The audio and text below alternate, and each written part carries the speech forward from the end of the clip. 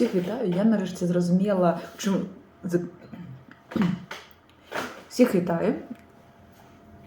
Усіх вітаю, я нарешті зрозуміла, у чим заключається теорема Гьоделя, і хочу з вами поділитися своїми розвагами і тим, як я гэта зразумела. Теорема Гьоделя досить складана ідея про тое, што можа арифметика. Так? Арифметика як навука, яка займаецца лічбамі, але не толькі, але і аксіомамі і тэарэмамі, якія рэгулююць тыя лічбы. Дык вось, у 30-м годзе мінулага стагоддзя, в 30-31-м Курт Гёдель сфармуліраваў такія тэарэмы, якія заключаліся ў тым, што аправяргалі усе агульнапрынятыя ідэі пра тое, што арифметика і розныя аксіяматычныя сістэмы, якія будуюцца на логіцы, што яны могуць патлумачыць увогуле ўсё і патлумачыць ўсё паслядоўна. Апынулася, што калі мы маем сістэму, завершаную сістэму, она называлася complete, так, завершаную сістэму аксіом, то у межах гэтай сістэмы могуць існаваць тэарэмы, якія будуць з'яўляцца праўдзівымі, але яны не будуць вывадзімы ў гэтай сістэмы аксіом. І вы адчуваеце, што тут існуе нейкая нелагічная рэч ці нейкі парадокс. Увогуле ідэі Гёделя базіраваліся на насамрэч парадоксе древніх грекаў. Як вы ведаеце, ёсць такі знакаміты парадокс Эпіменіда, грецкага філосафа, можна сказаць, які заключаўся ў тым, што ён сам быў жыхаром Кріта, і парадокс заключаўся ў тым, што ўсе жыхары Кріта лжецы. Гэтую ідэю выказаў Эпіменід, і як вы бачыце, што гэта такое сцвярджэнне, якое не можа быць праўдзівым, не можа быць ілжывым адначасова. Больш востра гэты парадокс можа гучаць як «калі я вам зараз кажу, я кажу неправду». І вы бачыце, калі я кажу праўду, то я кажу праўду пра тое, што я кажу неправду. Калі ж я кажу неправду, то гэта значыць, што я кажу праўду, і мы трапляем у такое рэкурсіўнае кола, якое не мае пачатку, не мае канца. Дык вось, па сутнасці, Гёдель заўважыў, што арифметика – гэта такая сістэма, якая таксама як бы кусае сябе сама за хвост. І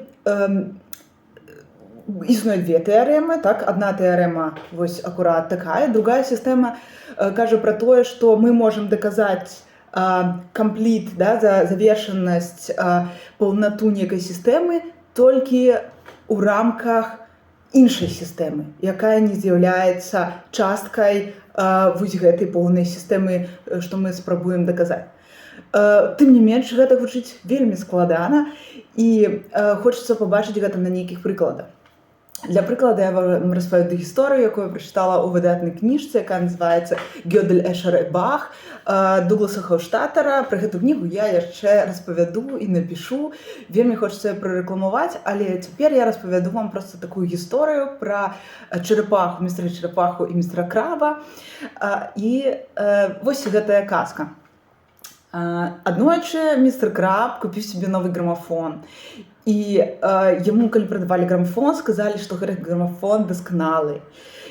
Настолькі дасканалы, што ён можа іграць абсалютна любую мелодію, якая існуе ў гэтым свеце. Так? Ён можа сыграць абсалютна любыя частоты, мелодіі на розных частотах.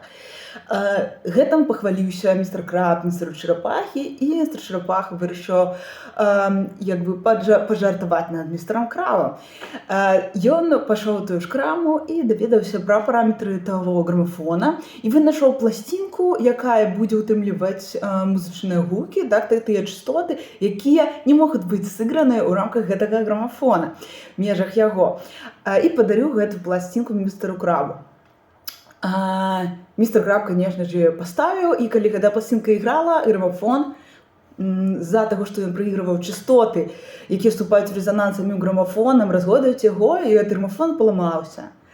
Містер Краб вельмі негадаваў, таму што яму сказалі, што грамафон дасканалы, ён патраціў шмат грошай, і ён пайшоў у краму і купіў яшчэ адзін грамафон, які быў нібыта яшчэ больш дасканалы.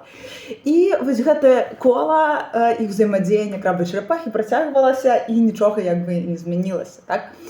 Праблема, як гэта звязана з тэарэмай Гёделя, заключаецца ў тым, што А у містера Краба насамрэч быў дасканалы грамафон. Ён быў дасканалы, і ў дадзеным выпадку гэта параўнанне з completed, з завершанай сістэмай аксіом. Ён быў дасканалы таму, што ён мог праігрываць абсалютна ўсе частоты. У гэтым і была яго дасканаласць, што ён мог выклікаць любыя музычныя гукі, і ў дадзеным выпадку музычныя гукі параўноўваюцца з тэарэмамі, якія існуюць у нейкай пэўнай аксіяматычнай сістэме, завершанай аксіяматычнай сістэме.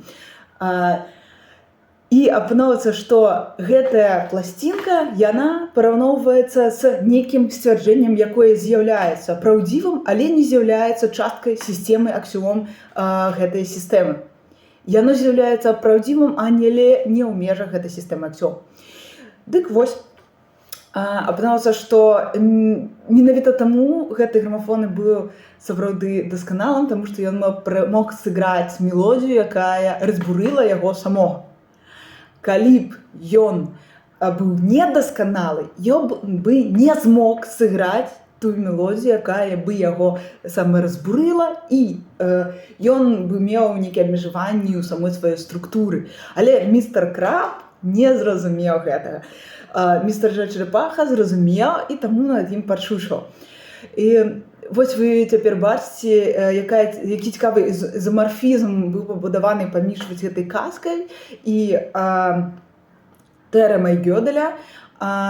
І па сутнасці можна назіраць такую ідэю непаўнаты ці паўнаты нейкай сістэмы у розных варыяцыях.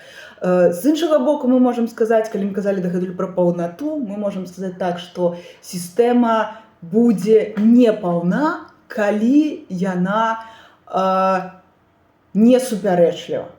Значыць, любая поўная сістэма, завершаная сістэма, яна мусіць мець супярэчнасць сама ў сабе.